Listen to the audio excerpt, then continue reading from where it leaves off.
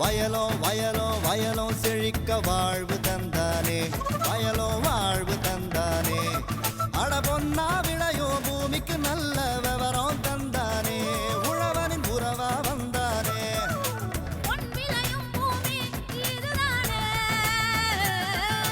வயலோ வயலோ வயலோ செழிக்க வாழ்வு தந்தானே, வயலோ வாழ்வு தந்தானே.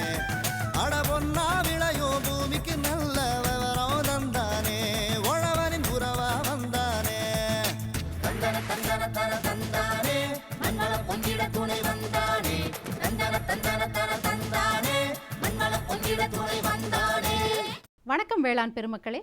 இன்றைய பொன்விளையும் பூமி நிகழ்ச்சியில் முதலில் வருவது வேளாண் செய்திகள், வேளாண் ஆலோசனை நேரம், வேளாண் சந்தை நிலவரம், வேளாண் வானிலை, தொடர்ந்து வேளாண் தொழில்நுட்பம். இன்றைய வேளாண் தொழில்நுட்ப பகுதியில் இருசக்கர டிராக்டர் ட்ரெய்லருக்கு ஏற்ற ஹைட்ராலிக் பிரேக் அமைப்பு குறித்து விளக்குகிறார் கோயம்புத்தூர் வேளாண் பொறியியல் கல்லூரி மற்றும் ஆராய்ச்சி நிலையத்தின் வேளாண் இயந்திரவியல் ஆராய்ச்சி மைய பேராசிரியர் முனைவர் டி அனந்தகிருஷ்ணன் அவர்கள். இனி தொடர்வது வேளாண் செய்திகள். வணக்கம். வேளாண் செய்திகள். முதலில் வருவது மாத்தி யோசிச்சேங்க. அங்கக வேளாண்மை முறையில் நெல் சாகுபடி செய்து வெற்றி கண்ட விருதுநகர் சின்னப்ப ரெட்டிப்பட்டி வேளாண்மையாளர் பா சுப்பாராஜ் தரும் தகவல்கள். வேளாண் ஆலோசனை நேரத்தில் கோவை தமிழ்நாடு வேளாண்மை பல்கலைக்கழகம் வழங்கும் வேளாண் மண்டலங்களுக்கான வேளாண் அறிவுரை. தொடர்ந்து வேளாண் சந்தையில் வேளாண் ஒழுங்குமுறை விற்பனை கூடங்களில் வேளாண் விளைபொருட்களின் விலை நிலவரம், ஊட்டி உழவர் சந்தையில் காய்கறிகளின் இன்றைய விலை நிலவரம், வேளாண் வானிலையில் மாநிலத்தில் சராசரி வானிலை அறிவிப்பு, உழவர் மற்றும் மீனவர்களுக்கான வானிலை முன்னறிவிப்பு. விரிவான செய்திகள். மாத்தி யோசிச்சேங்க. மண்வளம் பாதுகாக்கப்பட வேண்டும் என்ற நோக்கோடும் பயிர்களுக்கான ஊட்டச்சத்துக்கள் கிடைக்கப்பெற்று வேளாண்மை சிறக்க வேண்டும் என்ற எண்ணமுடன் அங்கக வேளாண்மை முன்னிறுத்தப்படுகின்றது. இதன் அடிப்படையில் அங்கக வேளாண் முறையில் நெல் சாகுபடி மேற்கொண்ட விருதுநகர் மாவட்டம் சின்னப்ப ரெட்டிப்பட்டி வேளாண்மையாளர் பி சுப்பாராஜ் அவர்களை சந்தித்த போது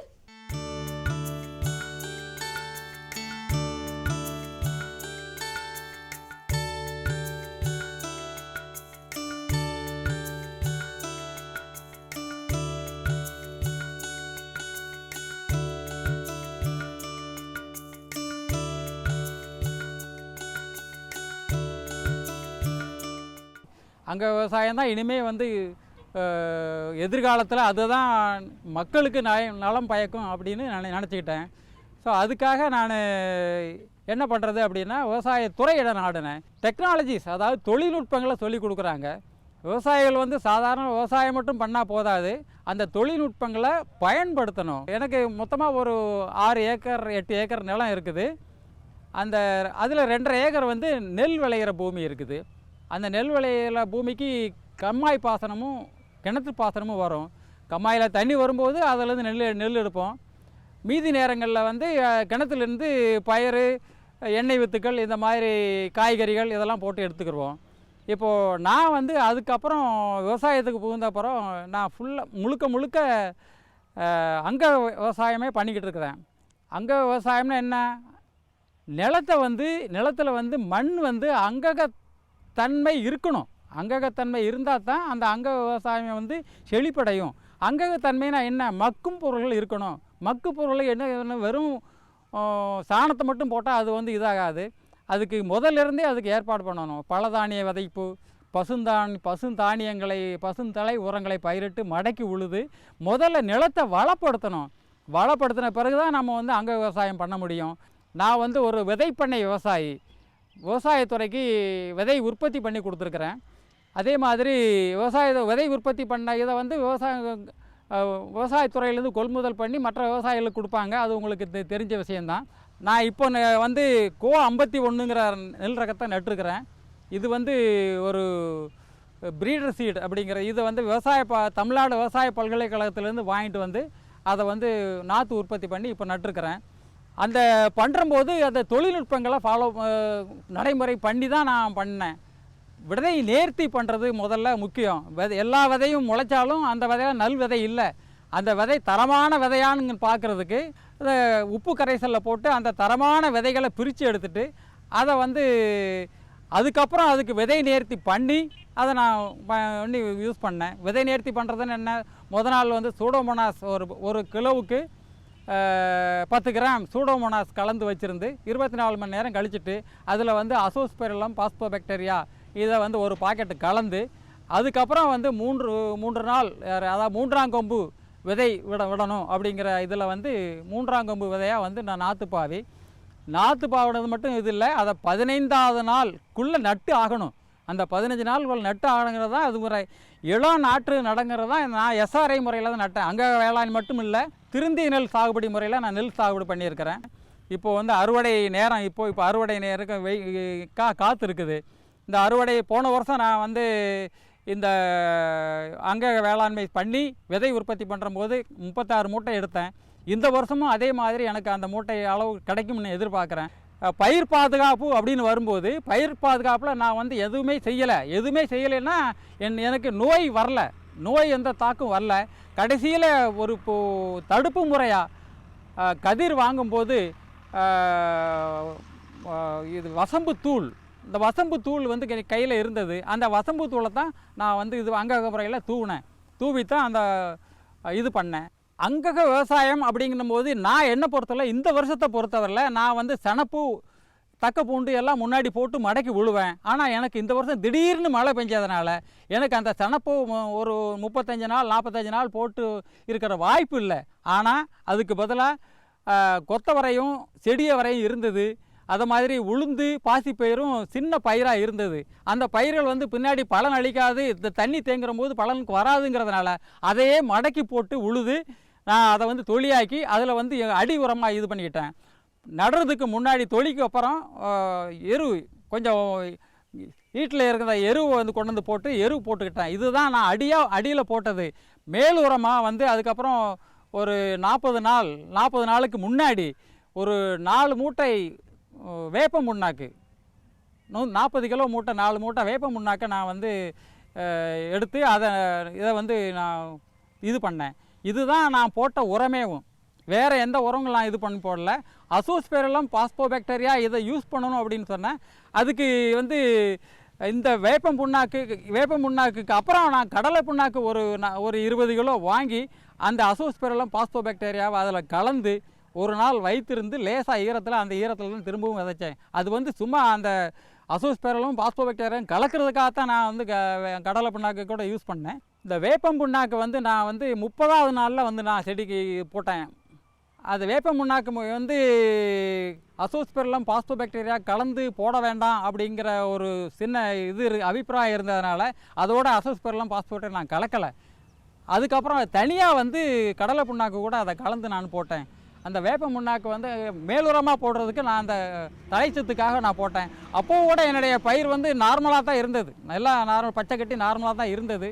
அதனால் எந்த பாதிப்பும் இல்லை. நிலம் வந்து ஏற்கனவே நான் ஒரு 5-6 வருடம் அங்க வேளாண்மை செஞ்சதுனால என்னுடைய நிலத்தில் மண்புழு நிறையா இருக்குது.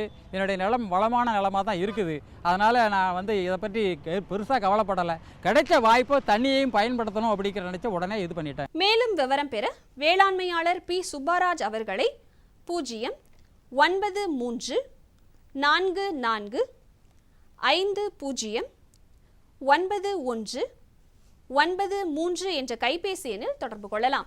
இனி வருவது வேளாண் ஆலோசனை நேரம்.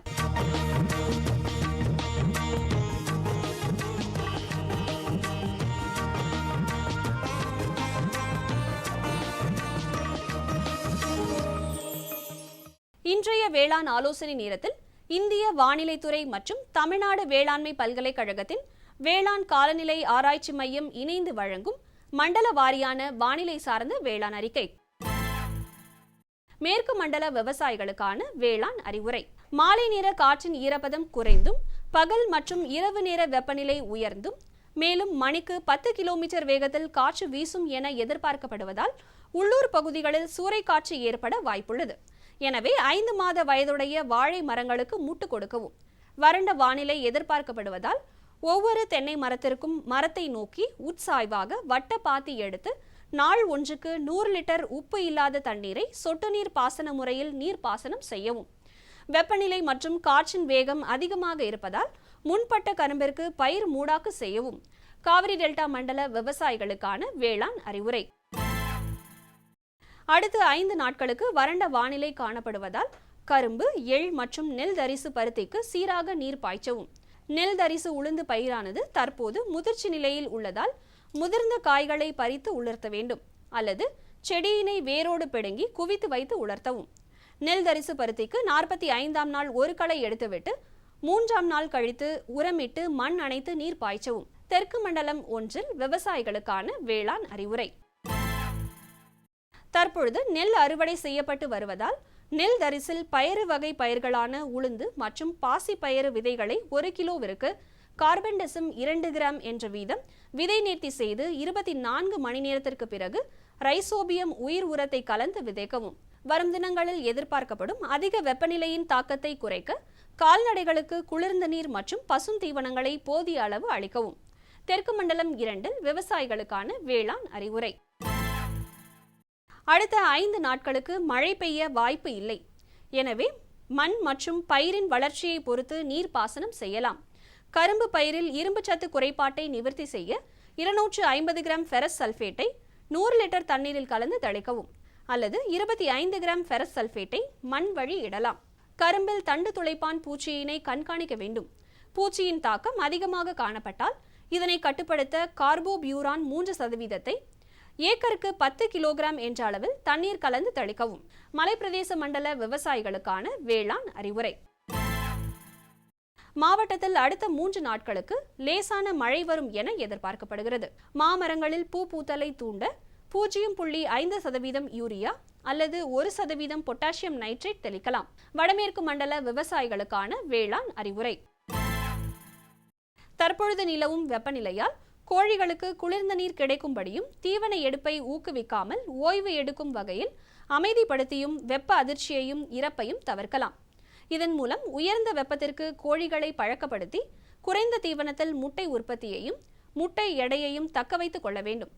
இரவில் தீவனமிடுவது, தீவனத்தில் எலக்ட்ரோலைட்ஸ் மற்றும் அமினோ அமிலங்கள் கொடுத்து வருவதும் அவசியமாகிறது. தற்போது வெயிலின் தாக்கம் அதிகமாக காணப்படுவதால் செம்பின் தாக்குதலின் அறிகுறிகள் வெண்டை, மல்லிகைப்பூ, மரவள்ளி மற்றும் சின்ன வெங்காயம் போன்ற பயிர்களில் அதிகம் காணப்படுகிறது. இதனை கட்டுப்படுத்த புரோப்பர் கிட் என்ற மருந்தை 1 லிட்டர் தண்ணீருக்கு 1.5 மில்லி வீதம் ஒட்டும் திரவம் கலந்து மாலை வேளையில் தெளிக்கவும். வடகிழக்கு மண்டல விவசாயிகளுக்கான வேளாண் அறிவுரை. கால்நடைகளை வெப்பம் அதிகமாயிருக்கும் மதிய வேளையில் மேய்ச்சலுக்கு அனுப்பாமல் குளிர்ந்த குடிநீர் மற்றும் நிழல் அளிப்பதன் மூலம் வெப்ப தாக்கத்திலிருந்து கால்நடைகளை பாதுகாக்கலாம். உழவர்கள் தங்களுடைய கறவை மாடுகளின் மடியை நன்றாக கழுவி மற்றும் உலர்த்தி பால் கறக்கவும். மேலும் பால் கறந்த பின்பு தூசி அதிகமுள்ள உலர் தீவனம் அளிப்பதை தவிர்ப்பதன் மூலம் மடிவீக்க நோய் தாக்கத்திலிருந்து பாதுகாக்கலாம். அதிக மழை பெறும் மண்டல விவசாயிகளுக்கான வேளாண் அறிவுரை. தென்னை மரங்களில் அதிக விளைச்சல் பெற நீர் பாய்ச்சவும். சந்தையில் மல்லிகை லாபகரமாக உள்ளதால் காலை 8 மணிக்கு முன்னர் அறுவடை செய்யவும். மேலும் விவரங்களுக்கு பேராசிரியர் மற்றும் தலைவர், வேளாண் காலநிலை ஆராய்ச்சி மையம், தமிழ்நாடு வேளாண்மை பல்கலைக்கழகம், கோயம்புத்தூர் 641003. தொடர்பு கொள்ள வேண்டிய தொலைபேசி எண் 0422661119. விளம்பர இடைவேளைக்கு பிறகு வேளாண் செய்திகள் தொடரும்.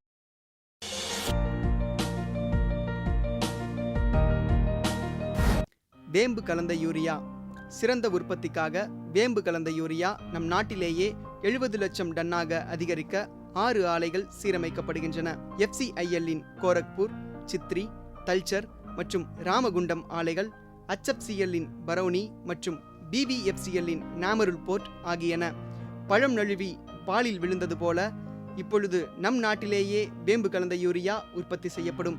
இதனால் விவசாயிகளுக்கு நன்மையே விளையும். 10% வரை தானிய உற்பத்தி அதிகரிக்கும். மண்ணில் 10 to 15% நைட்ரஜன் திறன் அதிகரிக்கும். சிறந்த உற்பத்திக்கு வேம்பு கலந்த யூரியா.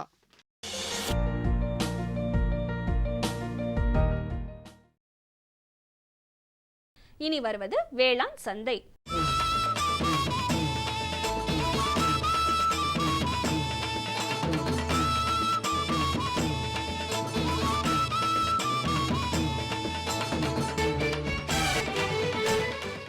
வேளாண் சந்தையில் வேளாண் ஒழுங்குமுறை விற்பனை கூடங்களில் வேளாண் விளைபொருட்களின் விலை நிலவரம்.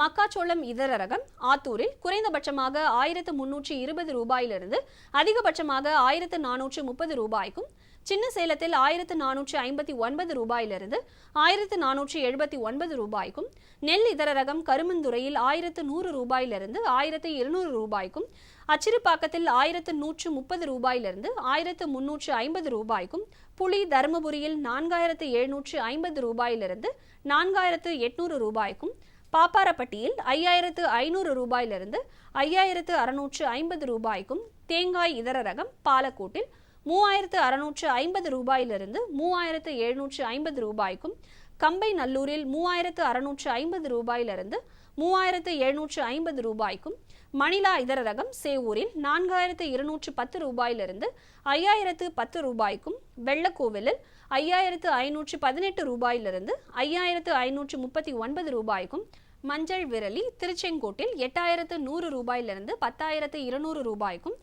தொண்டாமுத்தூரில் 9000 ரூபாயிலிருந்து 9300 ரூபாய்க்கும் விற்பனை செய்யப்பட்டது. ஊட்டி உழவர் சந்தையில் காய்கறிகளின் இன்றைய விலை நிலவரம்.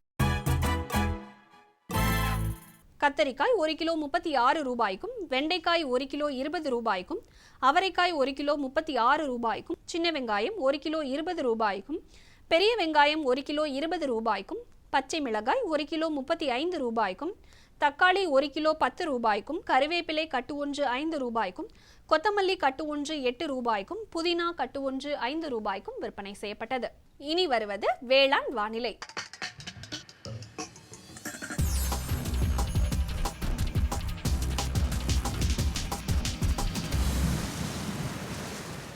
வேளாண் வானிலையில் மாநிலத்தில் சராசரி வானிலை அறிவிப்பு. காற்றின் வெப்பநிலை அதிகபட்சமாக 38 டிகிரி செல்சியஸ் ஆகவும் குறைந்தபட்சமாக 25 டிகிரி செல்சியஸ் ஆகவும், காற்றின் ஒப்பு ஈரப்பதம் 57.1% காற்றின் வேகம் மணிக்கு 3.9 கிலோமீட்டர் ஆகவும், மண்ணின் ஈரப்பதம் 15 சென்டிமீட்டர் ஆழத்தில் 34.6% மண்ணின் வெப்பநிலை 15 சென்டிமீட்டர் ஆழத்தில் 32.3 டிகிரி செல்சியஸ் ஆகவும், மழையளவு 42.1 மில்லிமீட்டர் ஆகவும், சூரிய கதிர்வீச்சு 519 கலோரி பெர் சென்டிமீட்டர் ஸ்கொயர் ஆகவும், வளிமண்டல அழுத்தம் 1039.2 ஹெக்டா பாஸ்கல் அளவாகவும், இலையின் ஈரப்பதம் மணிக்கு 3.8 ஆகவும் இருந்தது. வானிலை முன்னறிவிப்பு. உழவர்களுக்கான வானிலை முன்னறிவிப்பு. தமிழகம் மற்றும் புதுச்சேரியில் வறண்ட வானிலையே காணப்படும். மீனவர்களுக்கான வானிலை முன்னறிவிப்பு. தமிழகம் மற்றும் புதுச்சேரியின் கடலோர பகுதிகளில் எச்சரிக்கை எதுவும் இல்லை. இத்துடன் இன்றைய வேளாண் செய்திகள் நிறைவடைகிறது. நன்றி, வணக்கம். இதை கேளு. என்கிட்ட என்ன சொல்ல போறீங்க? போய் அவகிட்டே சொல்லுங்க. யார்கிட்ட? அதான் உங்க மொபைல் ஃபோன். காலையில சாயங்காலம் ராத்திரி பகலுன்னு ஒட்டிட்டு இருக்கீங்க. கேட்டா விவசாய கால் சென்டர்ட பேசிட்டு இருக்குன்னு சொல்றீங்க. ஓ, இதுதான் விஷயமா? ஆமா, என்னாச்சு? இப்பெல்லாம் பேசுறது இல்லையா? இப்பெல்லாம் பேச்சு சீக்கிரமா முடிஞ்சிருது. அப்படியா? ஆமா, இப்ப அதிக லைன்கள் மற்றும் சிறப்பு தொழில்நுட்பம் மூலமா வேளாண் நிபுணர்கிட்ட சீக்கிரமா பேச முடியுது. எப்போ லைன் பிஸியா இருந்தா நம்ம பிரச்சனையை போன்ல ரெக்கார்ட் பண்ணலாம். அங்க இருந்து போனும் வந்துடும். நம்ம பிரச்சனைக்கு தீர்வு மெசேஜ் மூலமாவும் வந்துடும். இதோ பாரு, வந்துருச்சு. ஆஹா, இனிமேல் காத்துட்டு இருக்க வேண்டிய அவசியமே இல்லையே. ஆமா, அதான் திடீர்னு என் மேல இவ்வளவு அன்பு எப்படி வந்ததுன்னு நினைச்சிட்டு இருந்தேன். விவசாயம் தொடர்பான பிரச்சனைகளுக்கு உங்கள் மொழியில் உடனே தீர்வு பெற இந்தியா முழுவதிலும் எந்த போனில் இருந்தும் ஹெல்ப்லைன் நம்பரை தொடர்பு கொள்ளவும். விவசாயிகளின் நண்பன், விவசாயிகள் கால் சென்டர்.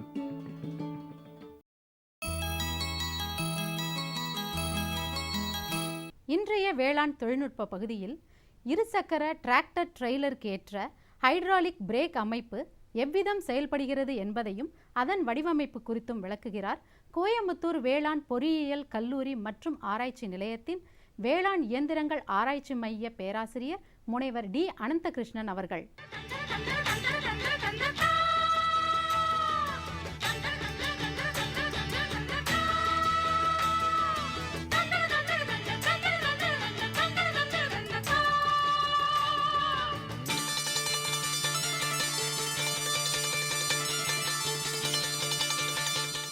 வேளாண்மையில் எந்திரமயமாக்குதல் தற்சமயம் முக்கியம் வாய்ந்ததாக உள்ளது. எந்திரமயமாக்குதலில் டிராக்டரின் பயன்பாடு முக்கியமாகும். ஏனெனில் பெரும்பான்மையான கருவிகள் டிராக்டரினால் இயக்கப்பட உள்ளது. டிராக்டரை எடுத்துக்கொண்டோமானால் 3 விதமான பணிகளுக்கு வேளாண்மையில் பயன்படுத்தப்படுகிறது. முதலாவதாக உழவுப் பணிகள், அதாவது பண்ணையில் நிலத்தை பண்படுத்துவது முதல் அறுவடை செய்வது வரை ஆன பணிகளுக்கு டிராக்டரை பயன்படுத்துகிறோம். இரண்டாவதாக நிலையான இயந்திரங்களை பயன்படுத்துவதற்கு இயக்குவதற்கும் டிராக்டர் பயன்படுத்தப்படுகிறது. பெல்ட் புள்ளி அமைப்புகள் மூலமாக நிலையான இயந்திரங்களான கதிரடித்தல், தட்டு வெட்டுதல், நீரிறைத்தல் போன்ற பணிகளுக்கு தேவையான கருவிகளை இயக்கவும் டிராக்டரை பயன்படுத்தலாம்.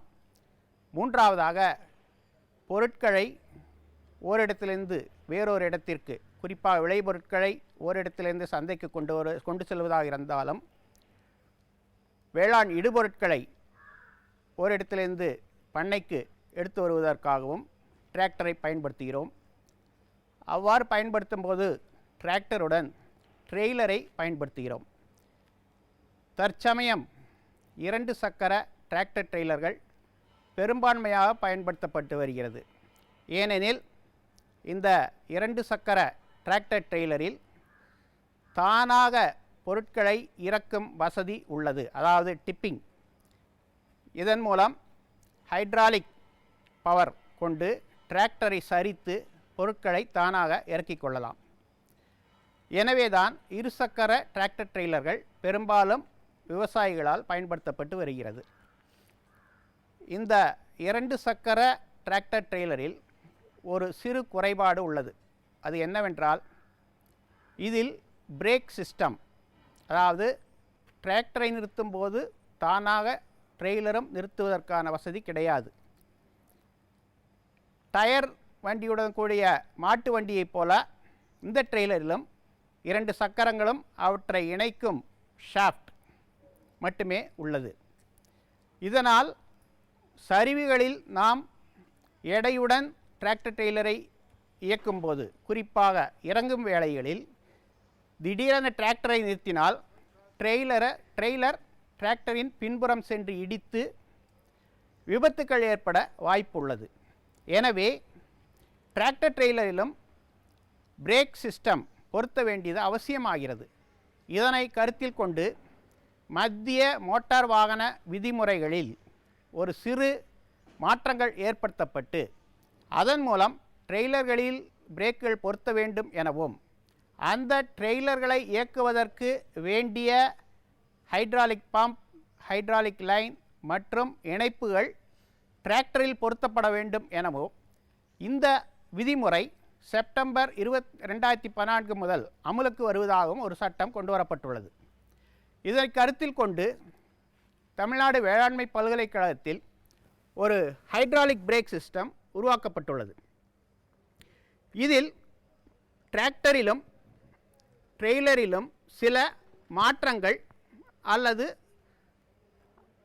முக்கிய சில அமைப்புகளை இணைக்கப்பட வேண்டி உள்ளது. டிராக்டரை எடுத்துக்கொண்டோமென்றால் சக்கரங்களில் பிரேக் ட்ரம் பொருத்தப்பட வேண்டும். அதாவது ட்ரக்குகள், லாரிகளில் இருப்பது போல சக்கரங்களில் நாம் பிரேக் ட்ரம்முடன் கூடிய சக்கரத்தை இணைக்க வேண்டும். இந்த பிரேக் ஹைட்ராலிக் சிஸ்டம் மூலம் இயங்குகிறது. அந்த பிரேக் ட்ரம்மிலிருந்து ஹைட்ராலிக் லைன்கள் எடுக்கப்பட்டு அவை டிராக்டருடன் இணைக்கப்பட வேண்டும். இப்போது டிராக்டரை எடுத்துக்கொண்டோமானால் அதில் இருந்து வரும் ஹைட்ராலிக் சிஸ்டம் 2 விதமான பணிகளுக்கு இப்பொழுது பயன்படுத்தப்பட வேண்டும். ஒன்று, டிராக்டரை சரிப்பதற்கு, அதாவது டிப்பிங் பர்பஸ், சரிப்பதற்காக பயன்படுத்தப்பட வேண்டும். இரண்டாவதாக, தேவைப்படும் பொழுது டிராக்டருடன் கூடிய ட்ரெய்லர் சிஸ்டத்தை நிறுத்துவதற்காகவும், அதாவது பிரேக் சிஸ்டம், அதற்காகவும் பயன்படுத்தப்பட வேண்டும். எனவே இவ்வாறு மாற்றி மாற்றி அமைப்பதற்காக ஒரு திசை திருப்பான், அதாவது டைரக்ஷன் கண்ட்ரோல் வால்வ் என்பது டிராக்டரில் பொருத்தப்பட்டு உள்ளது. இப்பொழுது பிரேக்கை எடுத்துக்கொண்டோமானால் டிராக்டர் பிரேக்கை அழுத்தும் பொழுது ட்ரெய்லரும் நிறுத்தப்பட வேண்டும்.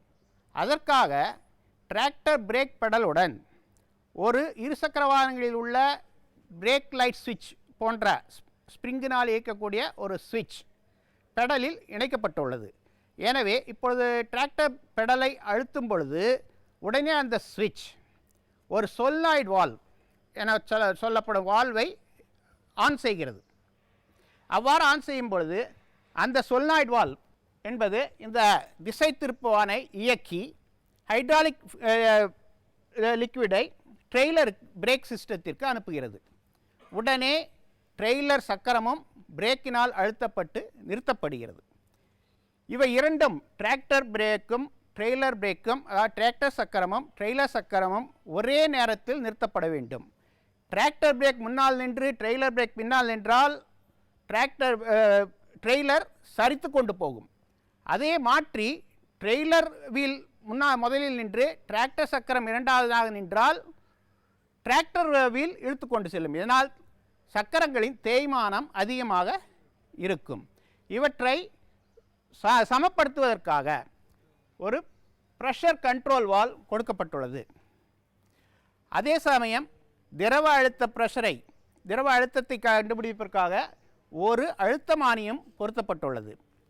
டிராக்டரின் எடையை பொறுத்தும் டிராக்டர் சக்கரங்களின் தேய்மான நிலையை பொறுத்தும் இந்த அழுத்தத்தை நாம் சமன் செய்து இரண்டு சக்கரங்களும் ஒரே நேரத்தில் நிறுத்துமாறு நாம் சரிப்படுத்த வேண்டும். அதாவது சிங்க்ரனைசிங் என்று ஆங்கிலத்தில் சொல்வார்கள்.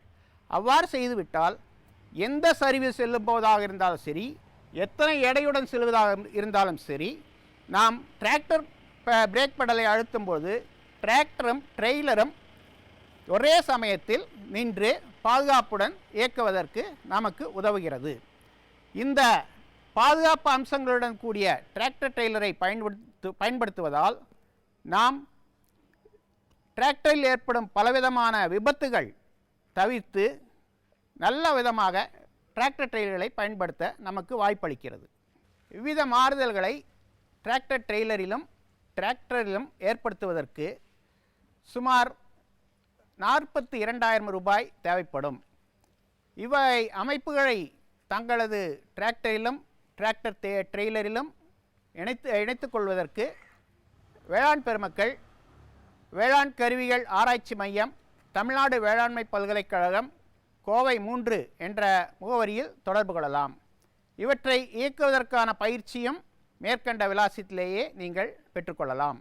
மேலும் விவரம் பெற முனைவர் டி அனந்தகிருஷ்ணன் அவர்களை 0422245756 என்ற தொலைபேசி எண்ணில் தொடர்பு கொள்ளலாம். பரவும் நறுமணத்தில், சுவை எனும் இன்பத் தோட்டத்தில், வளர்ச்சி எனும் பாதையில், மலர்ந்திருக்கும் புன்னகையில், பசுமையான செடிகளில், பெரிய பெரிய வர்த்தகங்களில், தேனீக்களின் ரீங்காரத்தில், மகிழ்ச்சியின் இன்ப ஒலியில். NHM தோட்டக்கலை இயக்கம்.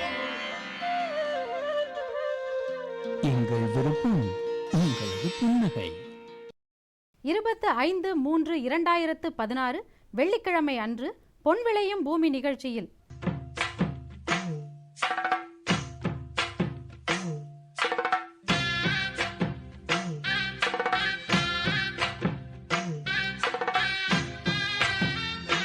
மாத்தி யோசிச்சேங்க.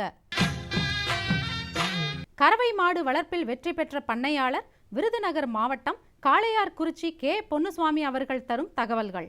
வேளாண் ஆலோசனை நேரத்தில் கால்நடைகளில் ஏற்படும் உடற்செயலியல் மாறுபாடுகளும் மற்றும் அவற்றிற்கான தீர்வுகளும் குறித்து விளக்கம் தருகிறார் டாக்டர் எஸ். ஈஸ்வரி அவர்கள். வேளாண் தொழில்நுட்பத்தில் உளிக்கலப்பையின் செயல்பாடு குறித்து கோயம்புத்தூர் வேளாண் பொறியியல் கல்லூரி மற்றும் ஆராய்ச்சி நிலையத்தின் வேளாண் இயந்திரங்கள் ஆராய்ச்சி மைய பேராசிரியர் முனைவர் டி. மனோகர் ஜேசுதாஸ் அவர்கள் தரும் விளக்கம் ஆகியன இடம்பெறும். மீண்டும் நாளைய பொன் விளையும் பூமி நிகழ்ச்சியில் சந்திப்போம். நன்றி, வணக்கம்.